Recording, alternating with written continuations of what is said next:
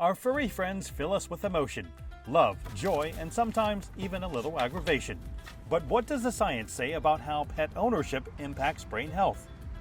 In 2023, the Tokyo Metropolitan Institute for Geriatrics and Gerontology published results from a 4-year study of nearly 12,000 older adults to see whether owning a cat or dog provided a protective effect against dementia.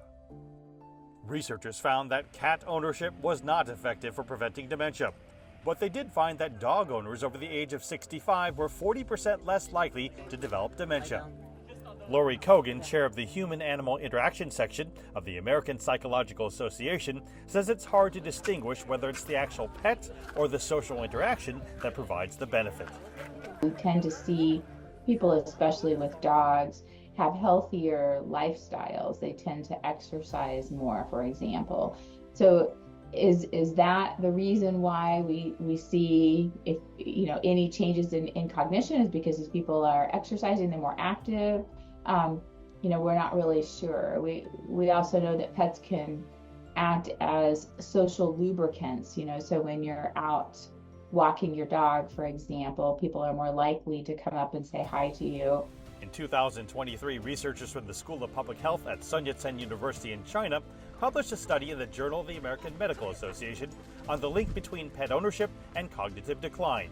The study looked at nearly 7,500 adults over the age of 50 in the United Kingdom. Researchers found that cat and dog owners living alone had slower rates of decline in verbal memory and verbal fluency. I did find that interesting, and it's possible, and nobody has studied this, but it's possible that comes from the talk that people talk to their pets.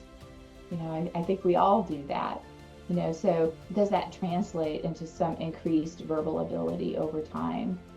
I think it's a great question. U.S. researchers also looked at the effect of dog ownership on cognitive ability by giving more than 1,300 people numerical and verbal tests that were measured from 2010 to 2016.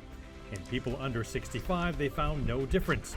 But in people over 65, they found those who had owned dogs for more than 5 years had a higher score during each measurement period. Is it worthy of further exploration? Absolutely.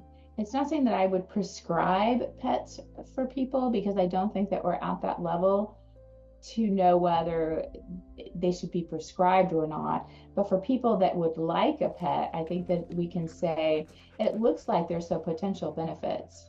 And I think that it's a great area to continue researching. Sit. Bang!